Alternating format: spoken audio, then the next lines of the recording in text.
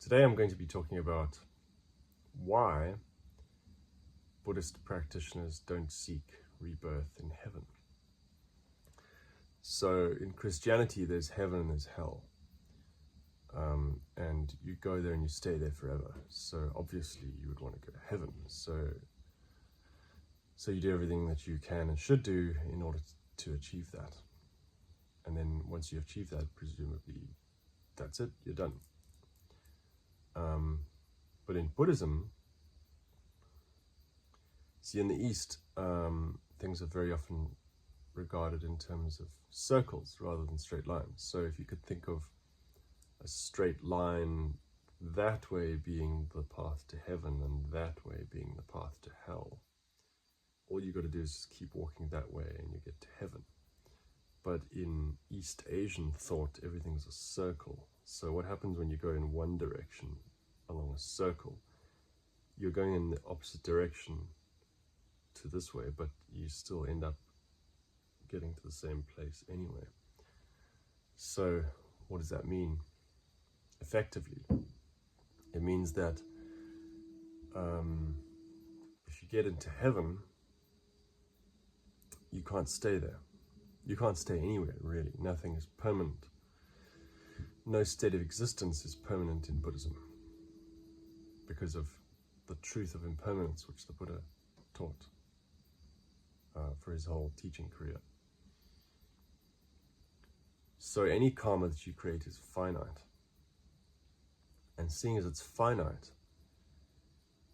it'll run out at some point. So if you create enough good karma, you will not only have just a good rebirth, as in a good human rebirth, but you'll actually have such good karma that you'll be reborn in heaven.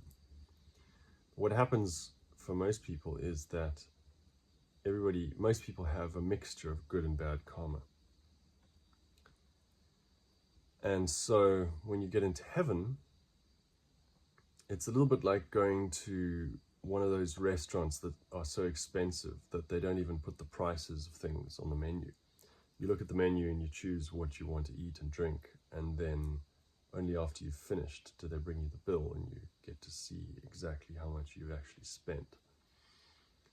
So imagine you have a bonus. Your boss gives you a bonus of, say, half a month's salary at work, and you're really excited and you say to your girlfriend or your boyfriend, hey, let's go splash out and have a meal at a really nice restaurant. And you don't really do homework about it. So you go to this restaurant and you choose some things off the menu. You don't know how much you're spending, but you think you can handle it. But you haven't really understood just how expensive this restaurant is. And then when you get the bill, the total bill is more than a month's salary for you. So you just broke the bank.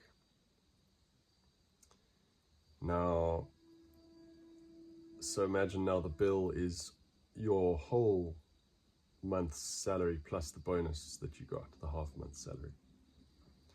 Well, if you don't want to be in big trouble, you, I don't know, pay the bill, I guess, and then what? Leave with nothing? Well, so imagine now, so you've got a certain amount of karma, good karma, and that gets you into heaven. You can't really create any good karma in heaven because nobody in heaven, it's like you can't buy things for rich people because what do you buy them? They have everything already.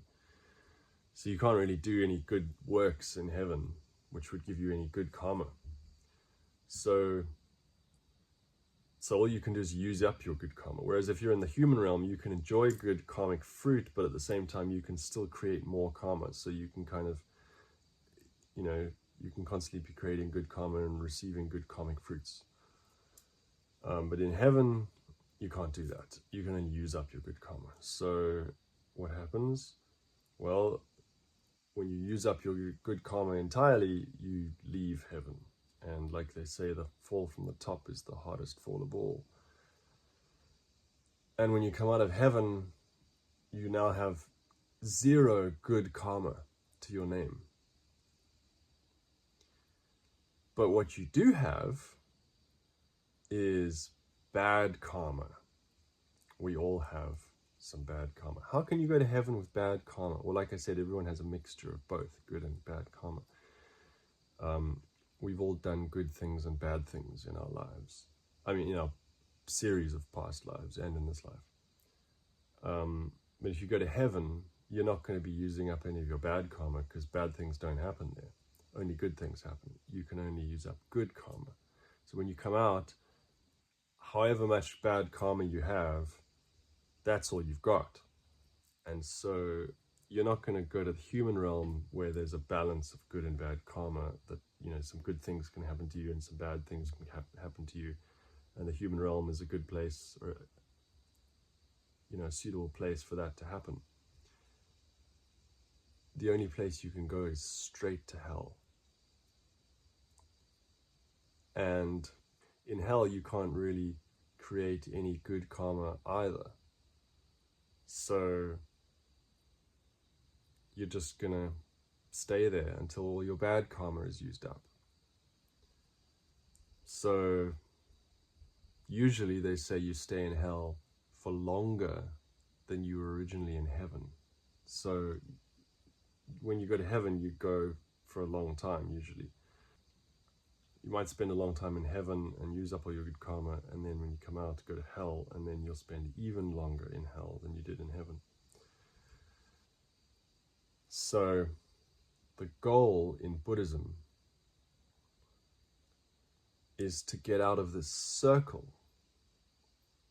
You're not trying to go this way or that way, because you know that either way involves suffering. So you're trying to actually leave the circle, so you're not doing this or this anymore. And that requires liberation, or that is liberation. And liberation, or practice towards liberation, requires birth in the human realm, because only in the human realm is it neither good enough that you'll forget the need for practice, nor bad enough to keep you from practice. Because in heaven it's so good, nobody wants to practice, because they just feel like, you know, what for? I don't, you know, if Buddhism is to get you out of suffering, well, I'm not suffering, so I don't need Buddhism. And in hell, everybody's so busy suffering, so completely overwhelmed with suffering, that there's no possible way to do any practice. So the human realm is considered the best place, because it's a balance between the two. It's the halfway point on the scale between pleasure and pain. There's some pleasure and some pain. There's some difficulty and some ease. And so the difficult parts make you introspect, make you think about how you can make things better. And the easy parts give you a rest, give you a break from the difficulty, and give you time to reflect.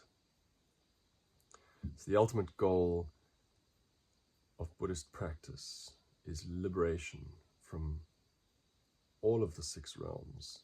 In another video we can go into what they are, but they include heaven and hell and the human realm. And only then can you finally be free of suffering. That's all for today.